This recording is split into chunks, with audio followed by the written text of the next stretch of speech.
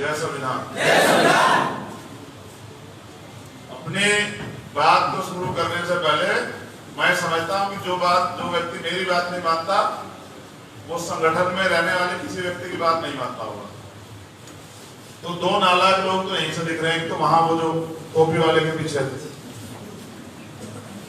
वो देखो, एक नालायक नंबर 1 देखो, ये एक और एक ये यहाँ इसके थमले के पास में।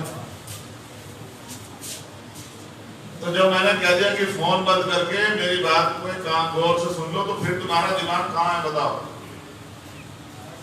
इस फोन से सरकार बना लोगे? तो क्यों फिर जो है यहाँ बैठ के भी मुझे भी जो है ये सब चीजें कहने के लिए मजबूर कर रहे हैं दूसरे लोगों के सामने? मैं तो सभी कार्यकर्ताओं का सम्मान करता हूं, लेकिन फिर आप जो हैं जब अपने आप में अनुशासन को तोड़ते हैं तो फिर ये अच्छा नहीं। करुणा के सागर तथागत गौतम बुद्ध, संत श्रोमणी सदगुरु रविदास जी महाराज, भगवान वाल्मीकि महाराज, गुरु नानक देव, संत कबीर, गुरु घासीदास जी महाराज, शिक्षा के जनक राष्ट्रपिता ज्योतिबा फूले, आरक्षण के जनक छत्रपति साहू जी महाराज, पाखंडवाद अंधविश्वास के को सबसे ज्यादा सक्रिय तौर पे खत्म करने का प्रयास करने वाले पहले रामास्वामी नायकर, संत गाडगे जी महाराज, नारायण गुरु, बाबू जगदेव प्रसाद कुशवाहा, जननायक कपूरी ठाकुर, दशरथ मांझी, बिरसा मुंडा, माँ उदादेव पासी, माँ रमाबाई, माँ सावित्रीबाई फूले, माँ अवंतिकाबाई लोधी, माँ झलकारी बाई, माँ फातिमा शेख, माँ फूलन देवी,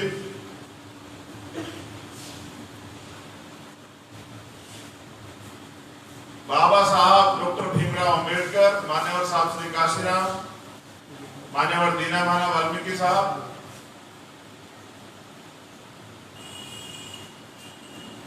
वीर अमर शहीद उधम सिंह, शहीद भगत सिंह, शहीद करतार सिंह सराफा, शहीद वीर अब्दुल हमीद। और आज इस भीम आर्मी स्थापना दिवस के अवसर पर और बहुजन साइकिल यात्रा के प्रथम चरण के समापन के अवसर पर एकत्रित हुए आजाद समाज पार्टी और भीम आर्मी के कार्यकर्ताओं का यहाँ अभिनंदन, स्वागत और आप सबको क्रांतिकारी जय भीम, निरा सलाम। अभी सम्मान के योग्य हमारे प्रदेश अध्यक्ष जी आपसे वार्ता कर रहे थे। वो आपको समझा रहे थे कि ताली कहाँ बजानी है, किन बातों पर गौर करना है, क्या करना है। मैं अपनी सारी बात लगभग आधा पौन घंटे में आप लोगों के बीच रखना चाहता हूँ।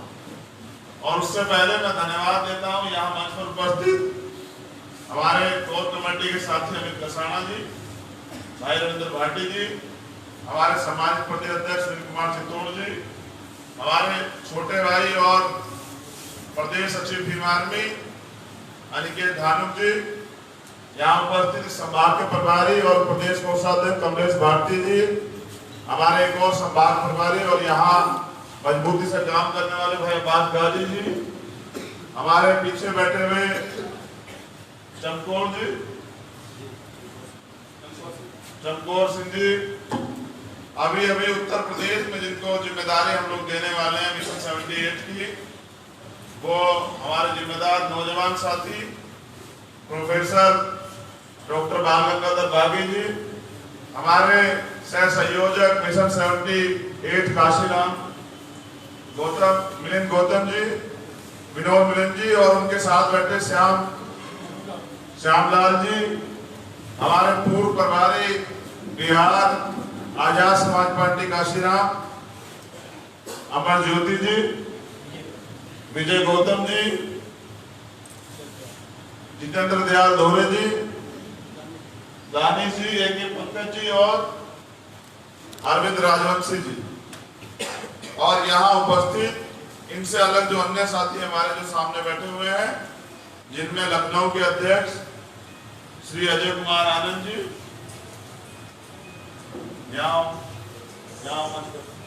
जिला अध्यक्ष हो, ये तू जिला तुम्हारा, तुम कहाँ बैठो, यहाँ जगह बना के यहाँ बैठ जाओ, दोनों के बीच में आ जाओ। इधर आओ। यहाँ के भीम आर्मी के जिला अध्यक्ष अरविंद दत्ता जी खड़े हो जाओ, सबको जय भीम करो। सीतापुर से जिला अध्यक्ष आजाद समाज पार्टी श्री कृष्ण गौतम जी कहाँ है? जय भीम जय भीम। वहीं से जिला अध्यक्ष श्री राकेश रामवंशी जी, जय भीम। भीम आर्मी के जिला अध्यक्ष हैं? अच्छा ठीक है, बैठ जाओ। बाराबंकी के जिला अध्यक्ष श्री हरिनंदन सिंह गौतम जी, और आजाद भीम आर्मी के जिला अध्यक्ष श्री वरुण सिंह गौतम जी, और नाव से जिला अध्यक्ष श्री अरविंद राजवंशी जी, वहीं से भीम आर्मी के जिला अध्यक्ष श्री विशाल गौतम जी, हरदोई से जिला अध्यक्ष आजाद समाज पार्टी नीलेश कुमार जी, जय भीम। और वहीं से भीम आर्मी के अध्यक्ष देवेंद्र भारती जी। देवेंद्र भारती नहीं है? चलो कोई बात नहीं। अच्छा, इस मंडल के नौजवान ओजस्वी प्रभारी कुलदीप भार्गव जी, जय भीम। तुम भी यहाँ इधर आ जाओ। चलो जगह बनाओ, दिलों में बन जाएगी जगह। अगर आप सुनने के लिए तैयार हैं तो हम अपनी बात शुरू करें। क्या बीच में अगर कुछ आ जाएगा उधर से तो तुम लोग उधर प्रदेश देखते उधर तो देखने लग जाओगे? क्या अगले आधा एक घंटा तुम लोग हमें जिम्मेदार सुनना चाहते हो?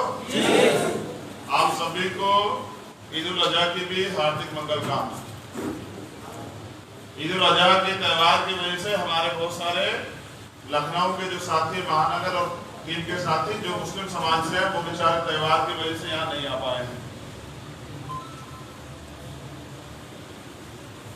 तो जो लोग आए हैं उनका धन्यवाद। जो लोग नहीं आए किसी कारणवश, वो भी कहीं ना कहीं इस आंदोलन में काम कर रहे होंगे, किसी काम की वजह से नहीं पहुंचे होंगे, उनका भी धन्यवाद। भीम आर्मी भारत एकता मिशन, जिसकी वजह से मैं हूं, हमारे राष्ट्रीय कोर कमेटी के लोग हैं, आप तमाम लोग हैं जिन्होंने इस बहुजन समाज की सोई ऊर्जा को दोबारा जगाने का काम किया। आज हम उसका स्थापना दिवस मना रहे हैं। सबसे पहले हम उसी पे बात करेंगे।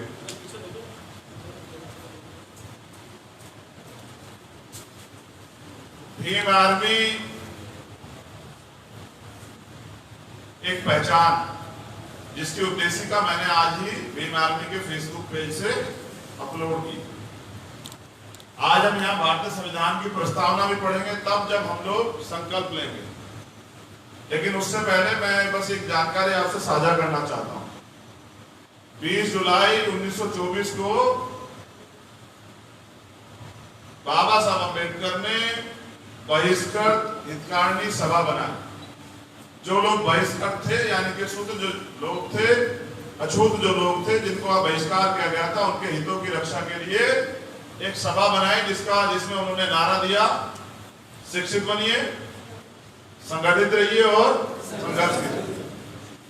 बड़े लंबे समय के बाद जब वो अन्याय अत्याचार बड़े पैमाने पे खत्म नहीं हुआ और हमने महसूस किया कि एक सामाजिक संगठन, जो माननीय काशीराम साहब कहते थे कि जिस समाज की सामाजिक जड़ें मजबूत नहीं होती उनकी राजनीति कभी कामयाब नहीं होती, तो अपनी सामाजिक जड़ें मजबूत करने के लिए 21 जुलाई को भीम आर्मी भारत एकता मिशन के नाम से एक संगठन को, जिसमें हम काम तो कर रहे थे, नाम हमने दिया 21 जुलाई को 2015 में।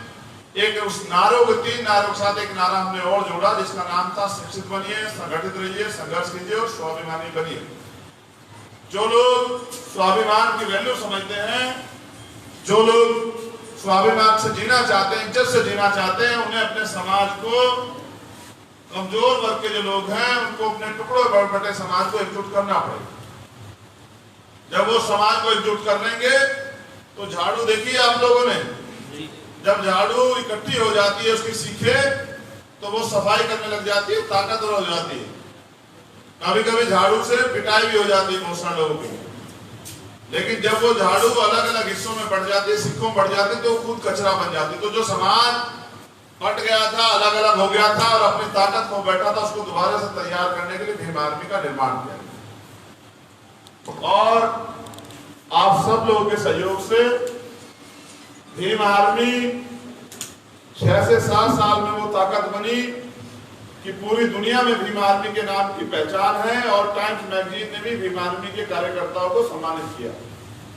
ये सिर्फ और सिर्फ इसलिए हो पाया कि भीम आर्मी के लोगों ने सच्ची तमन्ना के साथ अपने काम को आगे बढ़ाया।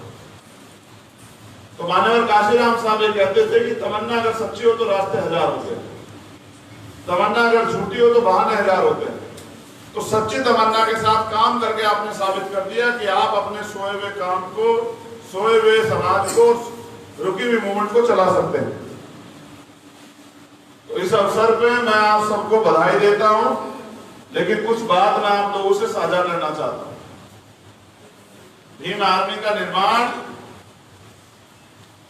शिक्षा के क्षेत्र में जो तमाम तरह की विसंगतियां सरकार के लोगों ने मिड डे मील और तमाम तरह की चीजें चला के जो पैदा की थी, और हमारे जो बुनियादी अधिकार है शिक्षा, जिसको बाबा साहब अम्बेडकर ने कहा शिक्षा श्रेणी का वो दूध है जो पिएगा वो दहाड़ेगा, उसको खत्म करने का जो बड़ा प्रयास हुआ, उसके खिलाफ उस षड्यंत्र को समझते हुए छोटे छोटे स्कूल खोल के और जो गरीब तबके के लोगों को पढ़ाने का काम भीम आर्मी के माध्यम से हम लोगों ने शुरू किया और लगभग 700-800 स्कूल खोल के हमने उस काम को व्यवस्थित रूप से चलाया। धीरे धीरे वो काम आगे बढ़ता गया। उस स्कूल से जुड़े बच्चे जो पढ़ते थे, कंपटीशन की तैयारी करते थे, एक बार उनके साथ एट्रोसिटी हुई, उनको मारा पीटा गया बिना कारण के। तो जब मैं शाम के समय क्लास में पहुंचा, माननीय अध्यक्ष जी हमारे बीच थे, तब उन बच्चों ने मेरे सामने बात रखी कि भैया पढ़ने जाते हैं लेकिन वहां पढ़ाई की जगह पिटाई मिलती है। तो पढ़ाई की जगह पिटाई मिलने के कारण अब हमारा मन पढ़ने का नहीं है, अब हम क्या करें। तो मैंने उनको समझाया कि नहीं, पढ़ना जरूरी है, आप अपनी पढ़ाई को सुचारू रूप से चला के रखो, जो समस्या है उन पर काम करेंगे। कई बार प्रयास के बाद भी सफलता नहीं मिली, ये गेट लॉक करवा दो और अब कोई बाहर नहीं जाएगा, बाहर से अंदर नहीं आएगा, और 2 वॉलंटियर वहां खड़े हो जाओ, जिनको चहलकदमी करनी है उनको बाहर निकाल दें, जो व्यवस्थित रूप से अंदर रहेंगे वही अपनी बात को सुन पाएंगे।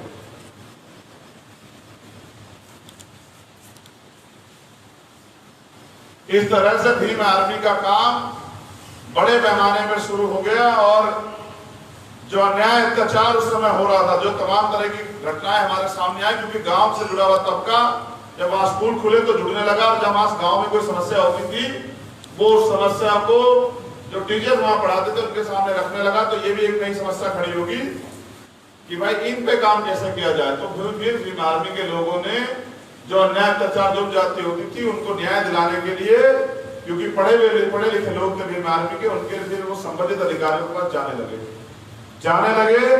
तो जब संबंधित अधिकारी काम नहीं करता था तो फिर वो उच्च अधिकारियों के पास जाते थे। इससे क्या हुआ कि एक चर्चा का विषय बन गया कि कोई ऐसा संगठन भी है जो गरीब शोषित लोगों को, जिनके साथ अन्याय होता है, उनको न्याय दिलाता है। जब किसी बहन का, किसी अधिकारी कर्मचारी, किसी का अपमान होता तो भीम आर्मी के लोगों से संपर्क करता। तो ये काम और बढ़ गया और इसी तरह समय समय पे इस लड़ाइयों को लड़ते हुए कई सारी बड़ी घटनाएं हुई और भीम आर्मी के लोगों का कार्य क्षेत्र बढ़ता गया। सहारनपुर के गांव से चली भीम आर्मी आज देश में और विदेशों में अपने काम से अपनी पहचान बनाए हुए है। भीम आर्मी में कोई व्यक्ति ऐसा नहीं था जिसके बाप दादा परदादा जो है मुख्यमंत्री, प्रधानमंत्री रहे हो या मंत्री रहे हो। सब लोग आप जैसे गरीब परिवार से आए हुए लोग जो समाज के लिए कुछ करना चाहते थे, बाबा साहब अम्बेडकर, माननीय काशीराम साहब के मूवमेंट को आगे बढ़ाना चाहते थे, उन्हीं लोगों ने इस काम को आगे बढ़ाया। लेकिन ये समझने की बात है आप सब लोगों के लिए, आज मैं पूर्वांचल के दौरे से आया, मैंने 17-18 जगह साइकिल यात्रा में मैं कुछ सम्मिलित हुआ, साइकिल यात्रा चलाई, उसके बाद लोगों से समीक्षा की, कार्यकर्ताओं को दिशा निर्देश दिए, आजमगढ़ पहुंचा, अम्बेडकर नगर पहुंचा, लखनऊ, सब जगह पे मैंने देखा कि कार्यकर्ताओं में जोश तो बहुत है लेकिन अनुशासन की कमी बड़े पैमाने पर देखने को मिली। मुझे लगा कि जिस चीज की ज्यादा कमी है उस चीज को ज्यादा तैयार करना चाहिए। तो मैंने देखा कि जब मैं जाता हूं तो हमारे साथी कार्यकर्ता जो है फोटो के लिए होड़ लगा लेते हैं। उनकी भीड़ में कोई दुश्मन आके कोई नुकसान पहुंचा सकता है, उनको इससे कोई मतलब नहीं होता। वो मुझसे ये तो उम्मीद करते हैं कि वो हमारे भाई हैं, हमारे लिए काम कर रहे हैं, हमारे लिए पता नहीं उनके तमाम तरह के सपने मुझे लेके उनके दिमाग में हैं, लेकिन वो ये नहीं समझते कि जब मैं उनके बीच में आता हूं तो कोई दुश्मन भी साजिश करके, जैसे पहले साजिशें हुई हैं, उनकी भीड़ में आके हमें नुकसान पहुंचा सकता है, फिर आपके पास पछताने के सिवा कुछ नहीं बचेगा।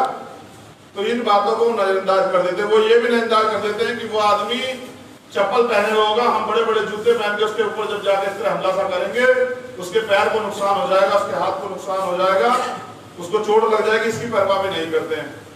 तो जो लोग अपने नेता की, अपने भाई की, अपने परिवार की परवाह नहीं करते, तो वो समाज के सच्चे देशी नहीं हो सकते। जब मीटिंग आपका पहला कार्य संपन्न हो जाए, आपका जो प्रोग्राम, जैसे आज का प्रोग्राम संपन्न हो जाए, तो फिर हम लोग विधिवत बैठ के अपनी बात कर सकते हैं, फोटो भी खिंचा सकते हैं, अपने सवाल जवाब भी कर सकते हैं। लेकिन सबसे पहली प्रायोरिटी हमारी रहनी चाहिए, जिस प्रोग्राम के लिए हम लोग आए उसको सफल करें, और उस सफल करने के लिए उसमें सब लोगों का योगदान होना चाहिए।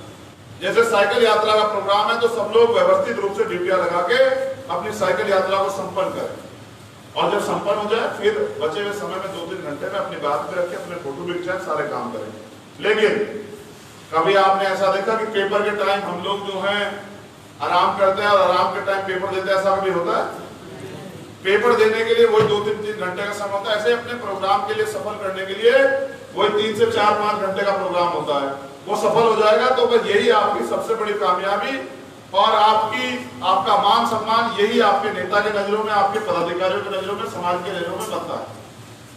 अब मैं जब आजमगढ़ पहुंचा तो मैंने नोटिस किया कि कुछ कार्यकर्ता बहुत हल्ला शोर कर रहे थे, मोटरसाइकिलों को ऐसे रेस दे रहे हैं और एक अजीब से तरह की आवाज निकाल रहे हैं। तो मुझे बड़ी निराशा लगी कि ये लोग तो, जो समाज तैयार ही नहीं है, जो समाज ये नहीं सोच रहा कि इससे क्या असर समाज में पड़ेगा, वो लोग क्या जो है लोगों को तैयार कर पाएंगे जो खुद ही तैयार नहीं। फिर मैंने सारी चीजें छोड़ के आजमगढ़ में उनको तैयार करने का काम किया। इसका हमें फायदा जो है वो अम्बेडकर नगर मिला। जब हम अम्बेडकर नगर पहुंचे तो वहां कार्यकर्ताओं में एक बड़ा अनुशासन जो है वो देखने को मिला। तो मैं समझता हूं कि अगर इन बातों को भी मैं आपको नहीं समझाऊंगा तो दूसरे व्यक्ति की तो बात आप मानेंगे नहीं, तो फिर आप समझेंगे कैसे? तो मुझे बुनियादी बात समझाने की बजाय आपको सरकार कैसे बनानी है, सामना कैसे करना है, लोगों को कैसे जोड़ना है, ये सब बताने की जगह पहले आपको अनुशासन सिखाना पड़ रहा है। ये पिछले 6-7 साल में नहीं हो पाया। ये मेरे लिए बहुत कठिन विषय है। मुझे ऐसा लगता है कि चैप्टर का पहला ही पन्ना जो है पूरा नहीं पढ़ पाए हैं लोग। अनुशासन सफलता की सर्वप्रथम पूंजी होती है। आपको याद है जब कोई आर्मी में जवान भर्ती होता है तो सबसे पहले क्या करते हैं वो लोग? वो सबसे पहले उसे ट्रेनिंग सेंटर भेजते हैं। ट्रेनिंग सेंटर में वो व्यक्ति 2 से 3 या महीने या 6 महीने या 9 महीने या 10 महीने या 1 साल ट्रेनिंग करता है, फिर वो जाके एक अनुशासित सिपाही बनता है। वो भी आपकी उम्र का ही होता है। मुझसे लोग कहते हैं अरे भैया नौजवान लोग हैं, ये कहाँ समझ जाएंगे, ये तो कक्षा 1 के लोग हैं, कक्षा 10 की पढ़ाई कैसे पढ़ेंगे? तो फिर मैं समझाता हूँ कि ये वो लोग हैं जिनके दिलों में दर्द, जो पैसे से नहीं आते, जो सुविधाओं से नहीं आते, जो भूखे पेट आते हैं, मोटरसाइकिल से आते हैं, साइकिल से आते हैं, किराया मांग के लाते हैं, किराया दिए बगैर आते हैं। ये वो लोग हैं जिनके दिलों में समाज के लिए दर्द है। इनको अगर थोड़ा समझाया जाएगा तो समझ जाएंगे। इसीलिए मैं समझता हूं कि समझाना बहुत जरूरी है, क्योंकि एक दूसरे को समझाने से लोगों के समझ में बातें आ जाएंगी, और जब समझ में बातें आएंगी तभी वो दूसरे व्यक्ति को समझाएंगे। क्या आपने देखा कोई बिना पढ़ा लिखा व्यक्ति किसी दूसरे व्यक्ति को पढ़ा लिखा सकता है? इसलिए हमें जो लिखा गया है उसको पढ़ना चाहिए। हम लोग पढ़ते क्या है? जो दूसरे लोगों ने लिखा। हमें पढ़ना वो चाहिए जो हमारे महापुरुषों ने लिखा, जो बाबा साहब अम्बेडकर लिखे गए, माननीय काशीराम साहब लिखे गए, जो राष्ट्रपिता ज्योतिबा फुले लिखे गए, बाबू जगदेव प्रसाद कुशवाहा लिखे गए, एक और ये माननीय राम स्वरूप वर्मा जी हुए, उन्होंने लिखा कि जिंदा कौम 5 साल इंतजार नहीं करती। क्या नहीं करती?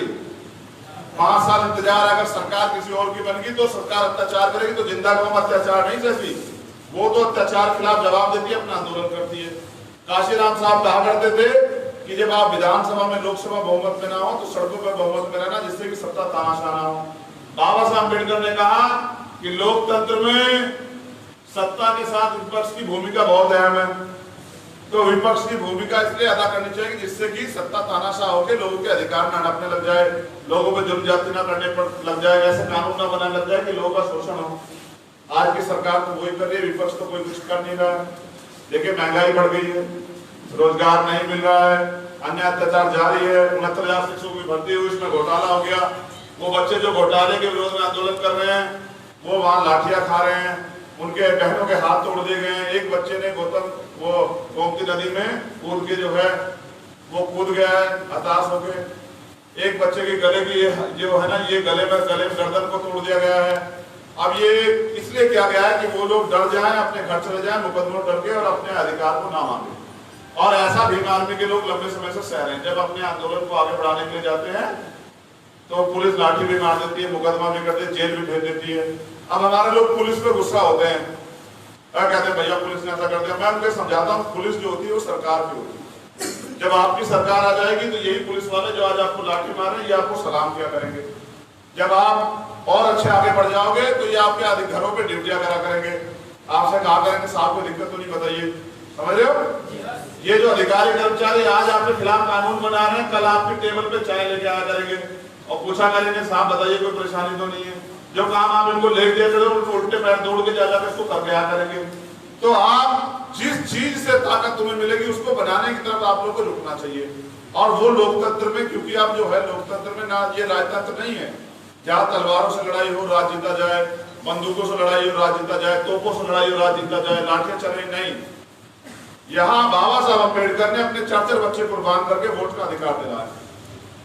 तो जिसके पास वोट ज्यादा है उसका राज आ जाएगा, जिसका राज होगा वो कानून बनाने की ताकत उसके पास होगी। सोचो अच्छा आपका राज आ जाए और आप में से कोई व्यक्ति मेरे पास चल के आया कि भैया हमारे यहाँ ग्राम समाज की जमीन तो बहुत है लेकिन गरीबों के पास जमीन नहीं है, तो हम चाहते जमीन मिल जाए। तो उसके लिए क्या आपको किससे लड़ना पड़ेगा?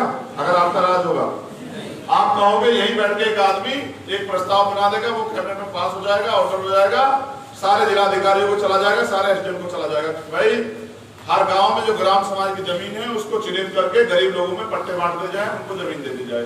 इस तरह से करोड़ों लोगों का भला एक आदेश से हो जाएगा। इसी तरह से अगर नौजवान लोग परेशानी लेके आएंगे कि भैया हमारे पास रोजगार नहीं है, तो सरकार किसी विभाग में भर्ती निकाल देगी।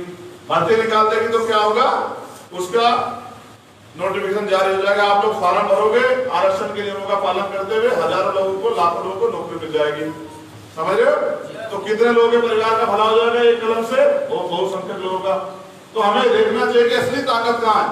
असली ताकत में तो हमारे लोग भागते नहीं, नकली ताकत में भागते हैं। अब फोटो खिंचवाने भागते हैं, चित्र नहीं पकड़ते, चरित्र नहीं पकड़ते, आंदोलन नहीं पकड़ते, संघर्ष नहीं पकड़ते, अपने भाई को काम करते देख के उस तरह काम करने की भूमिका में नहीं जाते।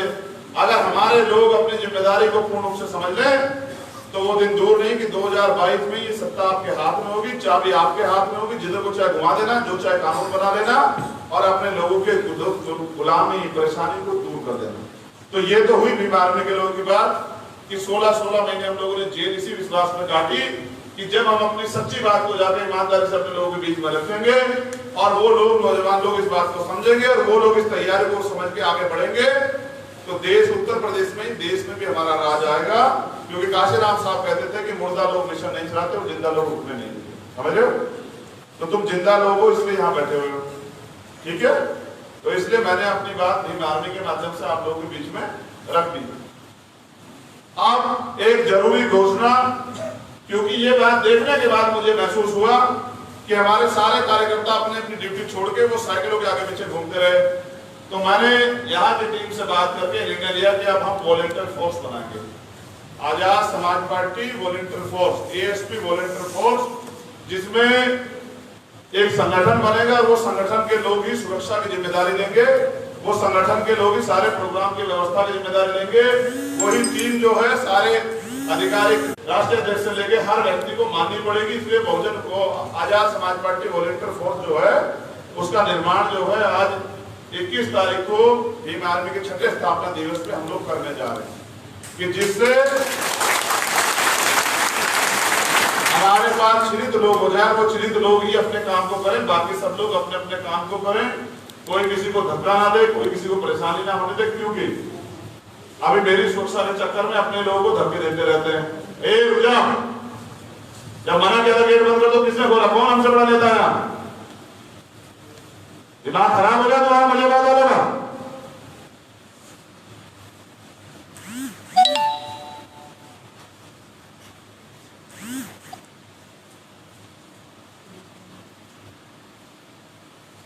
ये कौन सी विधानसभा के लोग आए? कहां से? हरदोई। कितनी दूर है यहां से?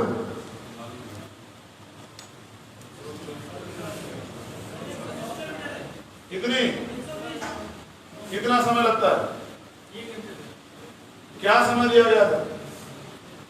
मजाक करते हो हमारे साथ हैं? ये क्या बात हुई? प्रोग्राम खत्म हो जाएगा उसके बाद आओगे? 1 बजे का प्रोग्राम था, 3:30 बजे तुम तो पुलिस से भी देर से चल रहे हो। जब घटना हो जाएगी, सब खत्म हो जाएगा, लोग मर जाएंगे, तब जाओगे? चलो इधर जल्दी फटाफट आगे भाग के चलो, जल्दी आओ और 1 मिनट में सब लोग व्यवस्थित हो जाओ।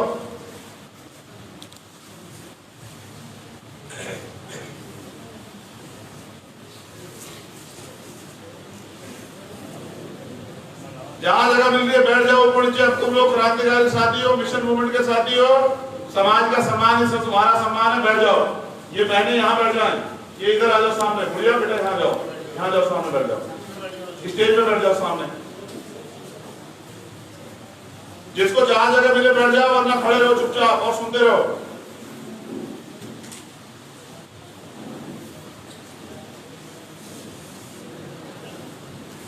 इसी बस 1 मिनट का समय खत्म हो गया। तुम आर्मी के सिपाहियों को एक टांग में खड़े रह के भी अपने काम को आगे बढ़ाना चाहिए। और जब देखते हो भारतीय सेना के जवान वहां बॉर्डर में सुरक्षा करते हैं, तो 48 घंटे भूखे पेट खड़े रह के अपने देश की सुरक्षा करते हैं। अगर तुम समाज के हितैषी हो तो जैसे जहां जो खड़ा वही खड़े रहो, बस अब डिस्टर्ब मत करो।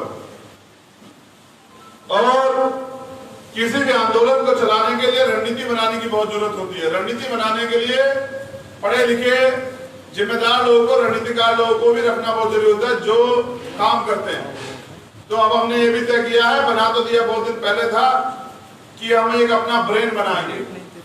ब्रेन जो माननीय काशीराम साहब ने भी तैयार किया था, जिसमें जो नीतियां बनाता था, जिसकी नीतियों पे, जिसकी समीक्षा पे टिकट और तमाम तरह की चीजें, कौन पदाधिकारी अच्छा काम कर रहा है, किसको आगे बढ़ाना है, किसको पीछे हटाना है, कौन पदाधिकारी मेहनत कर रहा है, कौन नहीं कर रहा है, कौन पदाधिकारी के क्षेत्र में क्या समस्याएं हैं, उन सब को ध्यान में रखते हुए मिशन 78 काशीराम साहब का भी जो है आज उत्तर प्रदेश का प्रदेश संयोजक जो है बाल गंगाधर बागे जी को मैं निवेदन करूंगा माननीय प्रदेश अध्यक्ष जी से, उस संयोजक से वाजा नियुक्त करें।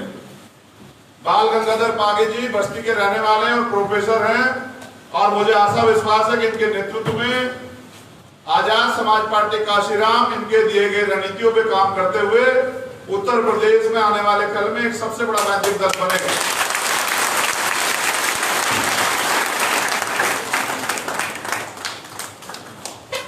चलो बैठ जाओ। बागी जी को बहुत बहुत साधुवाद। सभी जिला के लोग, जिला कमेटियों के लोग, वो इनका नंबर ले लेना।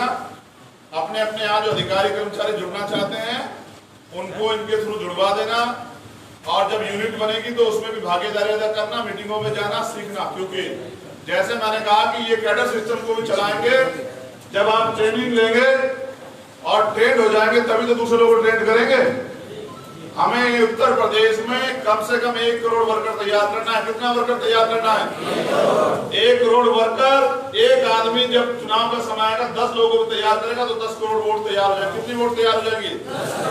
तो 1 करोड़ वर्कर को तैयार करने के लिए इस संकल्प को भी आपको अपने दिल दिमाग में रखना पड़ेगा कि हर व्यक्ति आज से जाने के बाद कम से कम 50 लोगों को एक हफ्ते में जोड़ने का काम करेगा पार्टी की नीतियों से, सभी विधानसभाओं में, सभी जिलों में, जिससे कि ये लखनऊ मंडल जो है सबसे ताकतवर मंडल बन जाए। लखनऊ प्रदेश की राजधानी, यहाँ हमारा संगठन सबसे मजबूत होना चाहिए, नहीं होना चाहिए? तो संगठन मजबूत करने का सिंपल तरीका यह है कि संगठन में जितने पद हैं, जितनी जिम्मेदारियां, उनको पूरा किया जाए। संगठन मंडल भीम आर्मी का भी, महिला मोर्चे का भी, जो भी हमारी यूनिट है सबका, किसान मोर्चा और मिशन 78 का सारे संगठन को तैयार किया जाए, यानी कि ज्यादा लोगों को जोड़ा जाए। अनुशासन पे मैंने अपनी बात रख दी। मैं समझता हूं कि आपको इतनी जल्दी आप तैयार नहीं होंगे, लेकिन मैं इस अनुशासन पे एक और बात रखना चाहता हूं। मैं उम्मीद करूंगा कि ये बात आपके बहुत धीरे से समझ में आएगी। देखो, साधारण से काशीराम साहब से प्यार करते थे, उन पे विश्वास रखते थे। वो 40-40 किलोमीटर साइकिल चला के अपने बच्चों को बिठा के, अपनी बीवी को बिठा के उस आंदोलन में, उस रैली को सफल करने के लिए आए।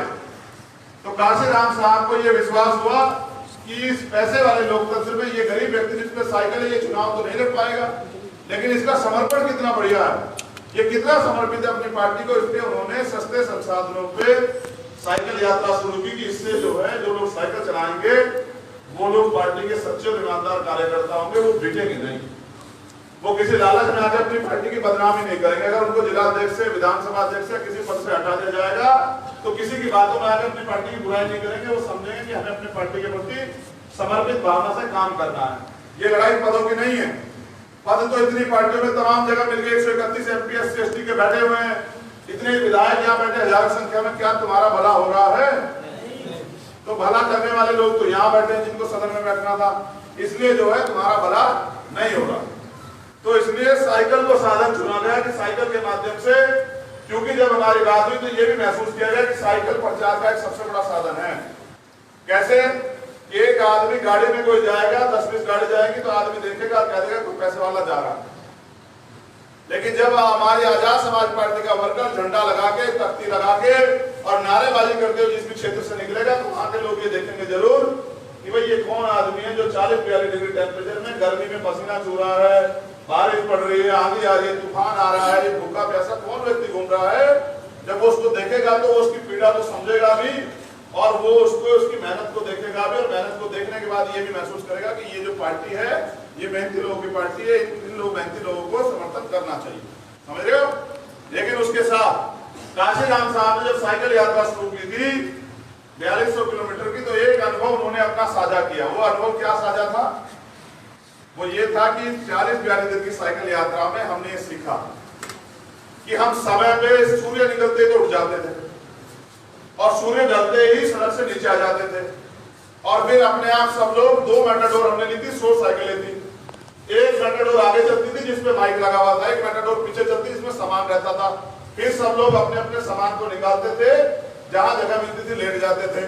फिर जो रूखा सूखा मिलता था उसी रूखे सूखे से अपना काम चलाते थे, और फिर उस रूखे सूखे खा के अगले दिन फिर इस संकल्प को करने को याद रखते हुए कि जैसा जीवन हम लोग बिता रहे हैं, ऐसा ही जीवन इस भारत में रहने वाले करोड़ों लोग भी बिता रहे हैं। वो रूखा सूखा खा के, फटे कपड़े पहन के, धूप छांव गर्मी में पसीने में परेशान होते हुए अपने जीवन को यापन कर रहे हैं। हमें संकल्प लेना है कि हमें, उस समय की बात बता रहा हूं, उन सबकी पीड़ा को अपनी पीड़ा समझते हुए उनके जैसे जीवन को जीके उनको इस जीवन से मुक्ति दिलानी है, उनको इस जीवन के, इस गुलामी की जिंदगी से मुक्ति दिलानी है, एक अच्छा जीवन देना है।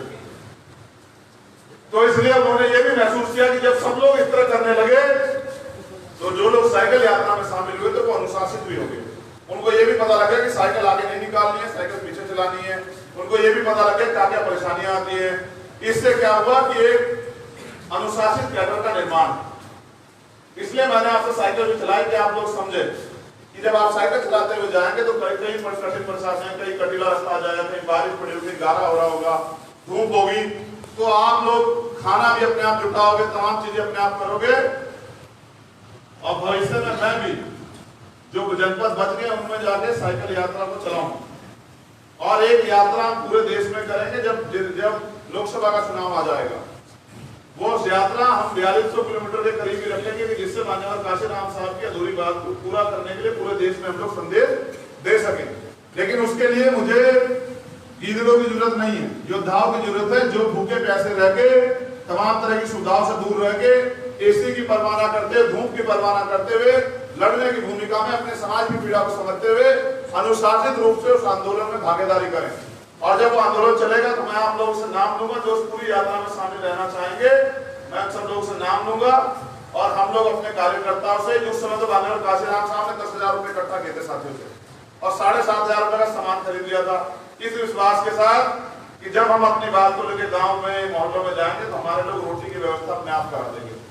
एक घटना भी आपसे शेयर करना चाहता हूँ, आंदोलन कैसे चलता है। माननीय काशीराम साहब उसी साइकिल यात्रा के बीच हमारे यहाँ भी आए।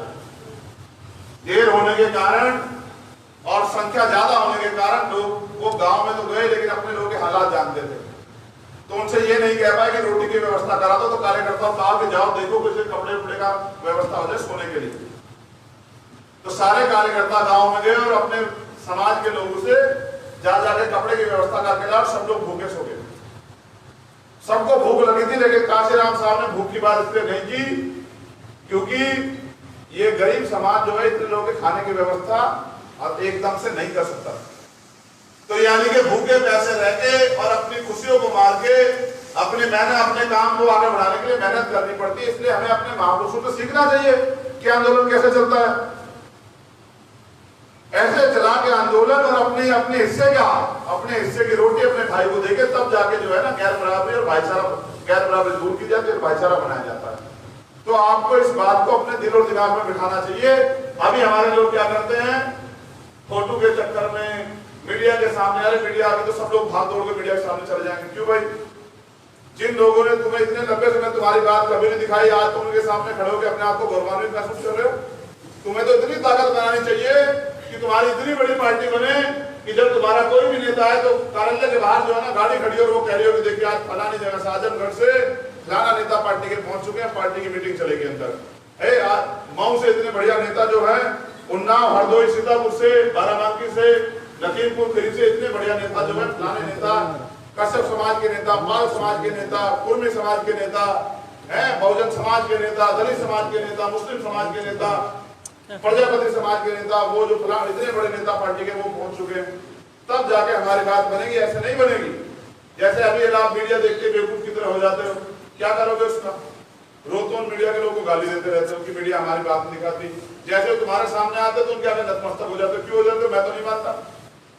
मैं तो तुमने देखा टीवी चैनल पे धमकाता रहता हूं उनको। इसलिए धमकाता रहता हूं कि मुझे मेरी समझ में आता है कि ये जो लोग यहाँ बैठे यही हमारा मीडिया है। जब आपको जो बात मैंने समझाई और आप लोग गांव जाके लोगों को समझाओगे तो लाखों लोगों तक हमारी बात चली जाएगी। यहाँ हजारों की संख्या में लोग बैठे हुए हैं। क्या कोई पार्टी ऐसी है जो बिना पैसे दिए लोगों को बुलाती हो? है कोई पार्टी ऐसी? क्या कोई पार्टी ऐसी है कि वो दारू, खाना, बस की व्यवस्था कराए बगैर उसके लोग जाते हो? नहीं। एक अगर एक पार्टी है तो वो भीम आर्मी और आजाद समाज पार्टी है, इसके अलावा कोई पार्टी नहीं है पूरे देश में। समझ?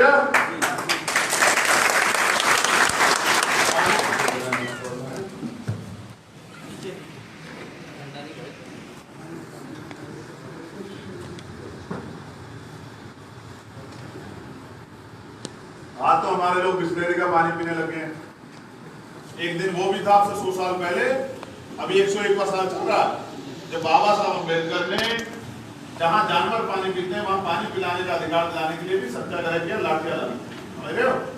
अभी 100 सालों में आप लोग अपनी हैसियत को नहीं पहचान पाए हो कि आपके साथ क्या क्या जुर्म जाती होती थी, कौन करता था, किसने आपके अधिकार छीने थे, और आप दुश्मन की बात को बड़ी करते रहते हो। बताओ, दुश्मन जो है, जो अंदर से तुम्हारे खिलाफ जो षड्यंत्र करता है, वो तुम्हारे दलों में बैठकर तुम्हारी भलाई का काम कर देगा कभी? नहीं। आप तो तमाम पार्टियां तमाम तरह के सम्मेलन करने की बात कर रही है, उन सम्मेलन से तुम्हारे समाज का भला हो जाएगा? वही लोग तो सभी सरकारों में बैठे हैं, वही लोग नेता हमारे दलों से बन जाएंगे। तुम नेता कब बनोगे भाई? समझ रहे हो? तो हमें बहुजन समाज बनाना, आजाद समाज पार्टी बनाना बहुत आसान काम था, एक दिन का काम था। हमने ऐसे ही तैयार किया और सब लोगों ने घोषणा कर दी। लेकिन आजाद समाज बनाना बहुत बड़ा काम है, बहुजन समाज बनाना बहुत बड़ा काम है। टुकड़ों में बटे हुई इतनी जातियों को एकजुट करना, अपनी बात समझा के भाईचारा बनाना और उनको वोट के लिए तैयार कराना, ये कोई छोटा काम नहीं है। और वोट की सुरक्षा करना, मैं लगातार समझाता रहता हूं, मैंने बोर्ड पे भी समझाया था, कुछ साथियों ने सीखा होगा कि 4 चीजें बहुत महत्वपूर्ण हैं। वोट की कीमत, कि वोट किस कीमत पे हमें मिली है। बाबा साहब अम्बेडकर ने अपने बच्चे कुर्बान किए, वो तुम्हारे परिवार के लोग थे, तब तुम्हें वोट का अधिकार मिला। फिर वोट की सुरक्षा, कि वोट की सुरक्षा काशीराम साहब ने कहा बहन बेटी की रक्षा की तरह करनी है। वोट किसी को बेचनी नहीं है, वोट किसी को बांटनी नहीं है। वोट सम्मानित व्यक्ति को, जिसपे आपको भरोसा है, उसको स्कोप नहीं है। समझ रहे हो? वोट से निर्माण, कि अगर आज हमारी हालत बन गई है, तमाम तरह के उल्टे कानून हमारे खिलाफ लागू हो गए हैं और तमाम तरह से हमारे अधिकारों का हनन हो रहा है, तो ये वोट से जो निर्माण हुआ है, दूसरों के वोट में और हमारी गलती की वजह से इस चीज से निर्माण हुआ, दूसरे की ताकत का, उसकी वजह से ये हुआ है। अगर हम अपनी वोट का सही प्रयोग करते तो शायद आज ये दिन नहीं देखना पड़ता। ठीक है। और वोट के परिणाम, अगर आपने सही व्यक्ति को वोट दी तो आपकी बात आगे बढ़ेगी, आपके लिए कानून बनेगा, और गलत व्यक्ति को वोट दी तो उनकी बात आगे बढ़ेगी, आपके खिलाफ कानून बनेंगे। समझ रहे हो? कानून है, संविधान है, लेकिन उसको लागू कराने वाले लोग नियत नीति नहीं है। इसलिए आपको, आप जैसे लोगों को जिनकी नीयत अच्छी है, नीति अच्छी है, उनको मैदान में जाना चाहिए। समझ रहे हो? और उसको जाने के लिए दो चीजें बहुत महत्वपूर्ण है। अभी का जो लोकतंत्र है उसमें पैसे वालों की बात होती है। जब आप सुनेंगे तो हर एक चुनाव को लड़ने के लिए 2-3 करोड़ रुपए की जरूरत पड़ती है विधानसभा की। पड़ती है नहीं पड़ती है? आप में से जितने लोग यहाँ बैठे जरा हाथ उठा के बताओ किसके अकाउंट में 3 करोड़ रुपए हैं? जितने लोग यहाँ बैठे हैं, तो चुनाव अगर लड़ने जाओगे, अगर नहीं है तो जमा पूंजी होगी, कहीं जमीन होगी, कोई गहने वहने होंगे, उसको बेच दोगे, और फिर अगर ना जीते तो बर्बाद हो जाओगे, कर्जदार हो जाओगे, फिर कर्ज उतारते फिरोगे। तो इसलिए लोकतंत्र को सस्ता करना है। कैसा सस्ता? कि सीमित संसाधनों पे जैसे दूसरे लोग फ्लैक्स लगाते हैं, और हमने अपने लोगों का बोल पेंटिंग करा, दीवारों पे लिखो, खुद से जा जाकर सीखो, अपनी पार्टी का नाम लिखना सीखो, उनके नारे लिखने सीखो, अपना नाम लिखना सीखो, और जा जाके दीवारों पे लिखो, जो लंबे समय तक रहेंगे। समझ रहे हो? जब सीख जाओगे तो 10 मिनट में कर दिया करोगे। अभी आपकी पार्टी का चुनाव चिन्ह भी आएगा, चुनाव चिन्ह दूसरी पार्टी के पहले चुनाव चिन्ह आपकी पार्टी का आएगा, आपको बताना पड़ेगा, तो उसको बनाना सीखना पड़ेगा। समझ रहे हो? तो अपनी पार्टी के लिए जो भी योगदान आप कर सकते हो वो करना चाहिए। इसलिए हमने सस्ते संसाधन, साइकिल, कि जब तेल ना खर्चो क्योंकि महंगाई बढ़ रही है, पेट्रोल डीजल के दाम बढ़े हुए हैं, उसके साथ दीवार पेंटिंग, उसके साथ छोटे छोटे झंडे, तख्तियां। टीवी पे तो हमारा प्रचार नहीं होता, इतनी सी खबर दिखाते हैं बड़ी मुश्किल से, क्योंकि इतने लोग समूह को नेतृत्व करते हैं। तब समझ रहे हो? इतने बड़े बड़े हमारे कोई विज्ञापन नहीं आते, कहीं बड़ी बड़ी दीवारों पे हमारे फ्लैक्स नहीं लगे हुए हैं। तो छोटे छोटे साधनों पे अपने काम को आगे बढ़ाने के लिए और इस लोकतंत्र को सस्ता करने के लिए कि एक गरीब का बच्चा, मेरे जैसा बेटा भी, प्राइमरी स्कूल के हेडमास्टर का बेटा भी सपना देख सके अपने समाज की भलाई का, आगे बढ़ सके, और उस समाज को, सपने को लेके अपने सपने को सफल करने के लिए, जैसे एक गरीब का बच्चा भी आईएएस बनना चाहता है, नहीं बनना चाहता? बताओ। अगर आईएएस में ऐसा होता कि जिसके पास 5 करोड़ रुपए होंगे वही आईएएस बनेगा, तो कोई क्या गरीब का बच्चा आईएएस बन पाता? लेकिन क्योंकि चुनाव प्रक्रिया है, वहां भी कंपटीशन होता है, इसलिए कंपटीशन तो हो, लेकिन उसका माध्यम काम हो, टिकट का माध्यम, टिकट का पैमाना काम हो, पैसा ना हो। तो इसलिए आपको ना बिकने वाला समाज बनाना पड़ेगा। क्या बनाना पड़ेगा? ना बिकने वाला समाज जब बन जाएगा तो ना बिकने वाले नेता अपने आप तैयार हो जाएंगे। जो नेता भी समाज को बेचने काम करेगा, समाज उसको एकदम हटा देगा। समझ रहे हो? जब समाज तैयार होगा तो हमें ना बिकने वाला समाज बनाने के लिए समाज के बीच में जाके अपनी बात को रखना है कि वोट की जरूरत क्यों है और वोट से क्या तैयार होगा। समझ रहे हो? एक और बुनियादी बात, अगर बहुत तेज बारिश हो जाए, ये किसानों से जुड़ी बात है, लेकिन समझ आपको वहीं आएगी जहां समझाना चाहता हूं। समझ रहे हो? अगर तत्काल बहुत तेज बारिश हो तो उसकी रफ्तार इतनी तेज होती है, वो तोड़ के कोई भी जो है मेड़ या कोई भी खेत का वो बह जाएगा बाहर। लेकिन अगर धीमी धीमी बारिश होती तो किसान भी खुश हो जाता नहीं हो जाता है?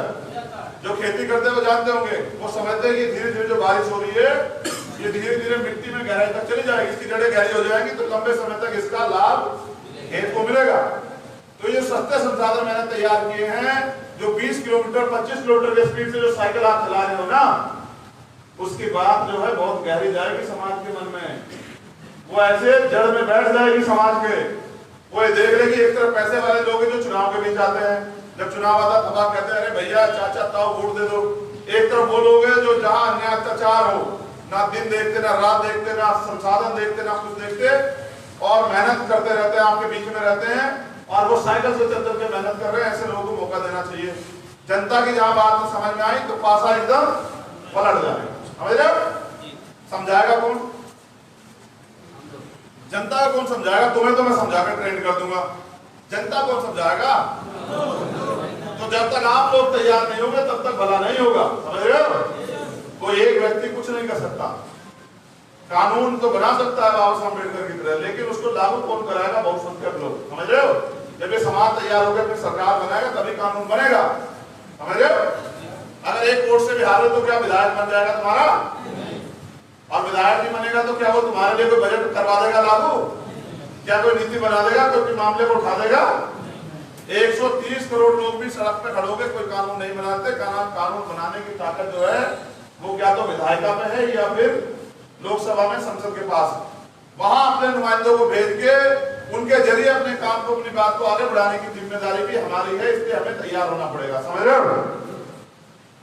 तो अब मैं भारतीय संविधान की प्रस्तावना को पढ़ूंगा, आप सब लोग उसको दोहराना, फिर हम लोग उत्तर प्रदेश में आगे के चरणों को आगे बढ़ाने के लिए संकल्प लेंगे। संकल्प के बाद जो है जो आदेश प्रोग्राम का है वो जानकारी मैं ले लूंगा, उसकी जानकारी मैं आपको दे दूंगा। फिर सभी कार्यकर्ताओं से थोड़ी देर मुलाकात की जाएगी, सभी टीम से उनको दिशा निर्देश किया जाएगा। और सम्मानित करने के लिए तो मेरे पास जिन लोगों ने साइकिल चलाई यही है कि आप सब लोगों के लिए मंगल कामनाएं। आपके जिलों मुख्यालयों में हम लोग जो है आपको सम्मान जरूर करेंगे। देखो भाई, दुनिया में कोई काम नामुमकिन नहीं, समझ रहे हो? कोई काम नामुमकिन। शर्त एक है कि हर जितनी भी चाहत आप रखते हो उतनी कुर्बानी देनी पड़ेगी। समझ रहे हो? अगर आप IAS बनना चाहते हो तो 12-14 घंटे पढ़ाई करनी पड़ेगी। सुनते रहना। अगर चपरासी क्लर्क बनना चाहते हो तो 8 घंटे 6 घंटे में काम चल जाएगा। और अगर आप सरकार बनाना चाहते हो तो 24 घंटे काम करना पड़ेगा। कितने घंटे काम करना पड़ेगा? महीने आप पे 5 से 7 महीने हैं। 24 घंटे काम करोगे, गांव-गांव जाके लोग तैयार करोगे, लोग तुम्हारी बात को समझ जाएंगे। जो दिशा निर्देश हुआ, झंडे लगाओगे, अपनी बात को रखोगे, सरकार बनाने की बात करोगे तो अच्छा बन जाएगा। देखो, जिस आदमी को जो जरूरत होती है वो वही बात करता है। जैसे आपको जरूरत है रोटी, तो आप लोगों से क्या बात करोगे? जाके रोटी की। खुद से भी क्या बात करोगे? रोटी की। और जब रोटी की बात करोगे, रोटी की मांग करोगे तो किसकी मांग पूरी होगी? रोटी की। अगर आप उससे बात करोगे कि भाई हमें अपना राज लाना है, तो राज कैसे लाना है उसके आइडिया आपके पास आ जाएंगे। जब आइडिया आ जाएंगे तो आप धूप भी देखोगे, आपको धूप भी कुछ नहीं बिगाड़ पाएगी। किसान का बिगाड़ते धूप कुछ नहीं, बारिश बिगाड़ते किसान का कुछ नहीं, तूफान बिगाड़ता उसके इरादों का कुछ नहीं। अगर आपके अंदर ये फौलादी इरादा जाग गया कि भाई हमें अपनी सरकार बनाना है और हमें लोगों को तैयार करना है, तो कोई भी चीज आपका रास्ता नहीं रोक सकती। तो किसी परेशानी में नहीं उलझना है, किसी के साथ झगड़े में जाना है, किसी को अपशब्द नहीं कहना है, किसी की बुराई नहीं करनी है। अपनी पार्टी की नीतियां रीतियां लेके, सिद्धांत लेके जनता के बीच में जाके अपनी बात को बढ़ानी है। समझ रहे हो? एक चीज और आखिरी बात बता देता हूं, जैसा समाज होता है ना वैसा ही वो नेता चुनता है। तुम लोग लड़ाकू लोग हो, तुम लोग स्वाभिमानी लोग हो, तुम लोग जिस चीज से परेशान हो उससे मुक्ति चाहते हो, गुलामी को काटना चाहते हो, अपने लिए रोजगार चाहते हो, सामाजिक परिवर्तन, व्यवस्था में परिवर्तन चाहते हो और आर्थिक रूप से संपन्न होना चाहते हो, इसलिए तुमने मुझे चुना। अगर तुम चोर होते, लुटेरे होते, जालसाज होते, धोखा देने वाले होते तो ऐसे व्यक्ति को चुनते जो लोगों को धोखा देता है। ना तो मैं खुद धोखा देता हूं, ना आपसे अपील करूंगा कि अगर किसी भी स्वार्थ से आप जुड़े हैं, किसी को बेवकूफ बनाने के लिए, किसी को ठगने के लिए, मेरे बराबर में फोटो खिंचवा के आम जनता के बीच में मेरा फोटो दिखा के किसी से रुपए लूटने के लिए, किसी को बेवकूफ बनाने के लिए, किसी को परेशान करने के लिए, तो मैं ऐसे लोगों का कभी समर्थन नहीं करूंगा। कभी, चाहे मेरा सगा भाई क्यों ना हो, मैं उन्हीं लोगों का समर्थन करूंगा जो ईमानदारी से अपने काम को आगे बढ़ाते रहेंगे। और मैं मानता हूं कि मेरा परिवार तो वहां गांव में है, लेकिन मेरा परिवार तो यही है जो सुबह शाम आजाद समाज पार्टी और भीम आर्मी के लिए काम करते हैं। आप ही लोग मेरा परिवार। मैं ये भी समझता हूँ कि ये परिवार पूरे 5 साल तो आंदोलन करता है, जेल जाता है, मुकदमे झेलता है, लाठी खाता है, बेइज्जत होता है, अपमानित होता है, अधिकार नहीं है इसके पास, लेकिन जब चुनाव का समय आता है तो गुमराह हो जाता है। तो आप तो हमारे लीडर हैं, आप ही समाज के नेता हैं, कार्यकर्ता नहीं है। कार्यकर्ता तो वो लोग हैं जो गांव-गांव में रहते हैं, जिनको आपको तैयार करना। आप नेता लोग हो गए सब लोग। आप गले में नीला पटका पहनते हैं, लोगों को न्याय दिलाते हैं, लोग आप पे भरोसा करते हैं, तो आप नेता हुए या नहीं हुए? तो नेता व्यक्ति को क्या करना चाहिए? नेता व्यक्ति को अपने काम को आगे बढ़ाने के लिए संघर्ष करना चाहिए। और 4 सिद्धांत मैंने आपको दिए हमेशा। क्या? पहला ईमानदारी, अगर कोई आगे नहीं बढ़ रहा है तो इसका मतलब वो ईमानदारी नहीं रख रहा है काम के प्रति, ठीक है। दूसरा संघर्ष, जो व्यक्ति कह रहा है कि हमसे लोग नहीं जुड़ रहे हैं तो यानी कि वो काम करने में संघर्ष की भावना का निर्माण नहीं कर रहा, वो मेहनत नहीं कर रहा। तीसरा संकल्प, वो संकल्प नहीं लेना चाहता कि उसको अपने विधानसभा लोकसभा में जिले में कुछ करके दिखाना है, वो पार्टी के साथ सच्ची भावना नहीं रखता, तो संकल्प लेना बहुत जरूरी है। चौथा जो अंतिम है वो क्या है, क्या है वो बताओ। हाँ, तो फिर वो है त्याग। और मुझे बहुत बुरा लगता है जब आप मुझे सुन के और उसको आत्मचिंतन नहीं करते। मैं बार बार चिल्लाता रहता हूँ कि त्याग के बिना कुछ नहीं होगा। जिस महापुरुष ने त्याग किया वो इतिहास में अजर अमर हो गया है। बाबा साहब अम्बेडकर को हम क्यों जानते हैं? क्या वो कैबिनेट मिनिस्टर थे? वो कानून मंत्री इसलिए जानते हैं, इसलिए मानते हैं कि उन्होंने हमें जो है दिया। किसलिए जानते हैं हम लोगों ने? किसलिए जानते हैं हम लोगों ने? कैसे घूमे भरे बैठे सब कुछ बाबा साहब की वजह से। और को पूछ रहा हूँ क्या क्यों जानते उन्हें, तो बस अब गए वो। अरे यार, इतनी बड़ी लड़ाई, ऐसे कठिन रास्ते आएंगे, तकरीले रास्ते आएंगे, लाठियां चलेंगी, गोलियां चला देंगे लोग, बूथ कैप्चर करेंगे, तमाम तरह से जोर जोर दबाव लगाएंगे, कहेंगे पैसे दे देंगे तुम्हें, तुम पे आरोप लगाए, कैसे लड़ोगे तुम लोग बताओ? जो इतने कमजोर से होकर बैठ गए घंटे में। मैं पूछ रहा हूँ कि किस लिए याद करते तो ये क्या बात है? किस लिए याद करते बाबा साहब को बताओ? हाँ, कि उन्होंने हमारे लिए बलिदान दिया। उन्होंने अपनी परवाह नहीं की, वो चाहते थे वो जाके अमेरिका में बस जाते, अपने परिवार को बसा लेते, अपने बच्चों का जीवन बचा लेते, लेकिन उन्होंने उनके जीवन की नहीं, हमारे जीवन की परवाह की। इस वजह से बाबा साहब अम्बेडकर को ना तो हमारी जाति के थे, ना बिरादरी के थे, ना कहीं के गांव के थे, ना कस्बे के थे, फिर भी हम उनको क्यों अपना मानते हैं? क्योंकि उन्होंने हमारे लिए किया। इसी तरह से मान्यवर काशीराम साहब की बात बार बार क्यों कर रहे हैं? क्योंकि वो चाहते तो देश के राष्ट्रपति बन जाते, वो चाहते राज्यपाल बन जाते, वो चाहते बहुत पैसे वाले व्यक्ति बन जाते, वो चाहते तो देश दुनिया में कहीं भी जाके अपना महल बना लेते। क्योंकि जिन लोगों को उन्होंने तैयार किया उन्होंने महल बना लिए, लेकिन उन्होंने एक भी पैसा इस समाज से अपने लिए नहीं लिया और जैसे आए थे ऐसे चले गए। तो इसलिए हम उनको नेता मानकर उनको याद करते हैं, समझ रहे हो? तो तुम भी काशीराम साहब को नेता मानो, और उनको मानने के लिए उनको पढ़ना बहुत जरूरी है। हमारे लोग उनको पढ़ते नहीं है, पढ़ते नहीं है तो उसका कामयाबी क्या भुगतना पड़ता है कि पढ़ते नहीं तो जानते नहीं है। अच्छा सोचो, अगर आपने कक्षा 10 की पढ़ाई नहीं की तो कक्षा 10 का पेपर दे दोगे? तो अपने महापुरुषों को पढ़ा करो, पढ़ोगे तो उनके दर्द पीड़ का एहसास आपको हो जाएगा। मुझसे लोग पूछते हैं भाटी जी की भाई अधिक इतना काम कैसे कर लेते हो? तो मैं आपको यही बताता हूँ कि जब आप अपने महापुरुषों को पढ़ोगे, उनके जीवन संघर्ष को पढ़ोगे, उनके बलिदान को पढ़ोगे, उन्होंने जो अपमान परेशानियां से उनको पढ़ोगे, माँ सावित्रीबाई फुले को पढ़ोगे, राष्ट्रपिता ज्योतिराव फुले को पढ़ोगे, छत्रपति साहू महाराज को पढ़ोगे, तो आपके अंदर जो है बाबू जगदेव प्रसाद कुशवाहा को पढ़ोगे, जननायक कपूर ठाकुर, तो आपके अंदर वो दर्द पैदा हो जाएगा। जब दर्द पैदा हो जाएगा तो फिर आप उस दर्द की दवाई को ढूंढकर फिरोगे। जैसे हमारा एक सीनियर आदमी कहते हैं कि भैया जिसे बुखार नहीं होता, आप उसे बुखार की दवाई दे दोगे, क्या वो लेगा? बताओ लेगा नहीं लेगा? लेकिन अगर उसे बुखार हो रखा हो, कोई आदमी आ जाए कि मेरे बुखार की दवाई, तो क्या कहेगा वो? एकदम से खिला दे दो, समझ रहे हो? तो अपने अंदर दर्द पैदा करो। वो दर्द आता है कैडर से, तो हम लोग कैडर कराएंगे, इतिहास की जानकारी होगी, दर्द पैदा होगा। दर्द पैदा होगा तो आप भी घर से निकल के मान्यवर काशीराम साहब के दिखाए रास्तों पर चल के अपने समाज को शासक समाज बनाने के लिए काम करोगे। अब हम लोग भारतीय संविधान की प्रस्तावना पढ़ेंगे और प्रस्तावना पढ़ के फिर हम लोग संकल्प लेंगे।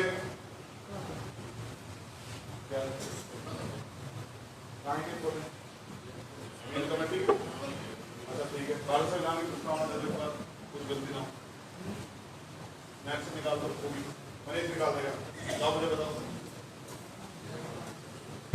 ये हम तो श्री नहीं, हम तो श्रद्धा कहते हैं, लेकिन ये श्री श्री का खूब चल रहा है हमारे यहाँ। हमेशा जो है मैं एक चीज को कहता रहता हूँ कि अपनी आइडेंटिटी पर रहो। जिन लोगों ने अपने सिद्धांत छोड़े हैं उनका बेड़ा गर्क हो गया। हमें सिद्धांत नहीं छोड़ने। हमारी मूवमेंट 15 बनाम 85 की है। कौन सी मूवमेंट है? अच्छा कमाल की बात बताता हूँ आपको, देखो गजब की बात। देखो तुम लोगों को मैं समझाता रहता हूँ। यहाँ माननीय प्रदेश अध्यक्ष जी के यहाँ एक व्यक्ति जुड़े, क्या नाम था उनका? प्रवीण त्रिवेदी जुड़े। अभी दुश्मन को तो यही काम करना है कि वो अफवाह फैलाएगा, विरोधी तो यही करेगा। तो उन लोगों ने कहना होगा बताओ ये तो 1585 काशीराम साहब सिद्धांत की बात करते थे, बताओ भाई ये तो जो है इन्हें भी लेने लगे द्विवेदी को। अब मैंने सोचा कि ये कैसे हो सकता है, हम तो सिद्धांतिक व्यक्ति, हमारे लोग गलती थोड़े कर सकते। तो मैंने पूछा तो अध्यक्ष जी ने कहा जी वो है तो जाटव, वो त्रिवेदी लगाता है, उनके यहाँ वो त्रिवेदी बहुत लंबे समय लगाते आ रहे हैं, मगर वो जाटव समाज से है, तो वो तो ऐसी है। और मैंने कहा ये क्या हो गया। तो हमारे भी कुछ लोग लिख रहे थे कि भाई साहब देखो अब तो हमारी मूवमेंट में दूसरे लोग आने लगे। अरे इतने गुमराह मत बनो, इतने बेवकूफी वाले काम मत किया करो। जिन सिद्धांतों में हम ये आंदोलन खड़ा कर रहे हैं उनसे समझौता कैसे कर सकते हैं। तो तुम दूसरों की बातों में आके तुम भी सोचने लग जाते हो, तो तुमसे बड़ा बेवकूफ कौन होगा भाई। ऐसे गलतियां मत किया कर, समझ रहे हो। ये तो दूसरे लोग काम है कि वो आरोप लगाते रहेंगे, झूठ फैलाते रहेंगे, छोटी छोटी बातों को बड़ी बड़ी बातें वो करके जो है आपके सामने रखते रहेंगे। क्या आपके यहाँ लोग ज्वाइन होते हैं, आप भी ऐसे सोशल मीडिया पे रखते हो कि आज हमारे यहाँ 100 लोग ज्वाइन हुए, 200 लोग, कभी करते हो? तुम लोग करते नहीं हो। उनके यहाँ एक आदमी ज्वाइन होता है, वो इतना बड़ा बड़ा अखबार में छपाते हैं, तुम छपाते हो। तो इसलिए सोशल मीडिया पर तो लिखा करो, समझ रहे हो। तो श्रद्धेय विजय कुमार गौतम जी को लखनऊ मंडल में प्रभारी जो है बनाया जाता है। ये हमारे प्रांत जो है विजय कुमार गौतम जी के बारे में मैं 1-2 जानकारी दे दूंगा, आप आगे आ जाओ। विजय कुमार गौतम जी, अरे तुम लोग बैठो। विजय कुमार गौतम जी माननीय काशीराम साहब के साथ मूवमेंट से जुड़े हुए व्यक्ति हैं। अगर जो व्यक्ति उस समय की मूवमेंट से जुड़ा हुआ है, उन सिद्धांतों को मानता है, अगर वो आज आजाद समाज पार्टी जुड़ रहा है, तो समझते हो ये कितने बड़े उसकी बात है परिवर्तन की, कि आज उस समय के जुड़े हुए व्यक्ति को भी भरोसा होगा कि अगर बाबा साहब और काशीराम साहब के मूवमेंट को आगे बढ़ा सकता है तो आजाद समाज पार्टी काशीराम है, समझ रहे हो। तो मैं श्रद्धेय विजय कुमार गौतम जी का धन्यवाद करता हूँ, स्वागत करता हूँ, उनको विश्वास दिलाता हूँ कि ये आंदोलन आपके अनुभव से, नौजवानों के जोश से, जुनून से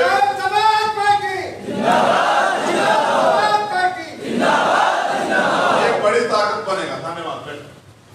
और श्री चमकौर सिंह जी को लखनऊ मंडल में उपाध्यक्ष जो है हम लोग बनाते हैं, यहाँ जाओ। अब बहुजन कहने से बहुजन नहीं होता, उसको बनाना पड़ता है, उसकी हिस्सेदारी देनी पड़ती है। इस बहुजन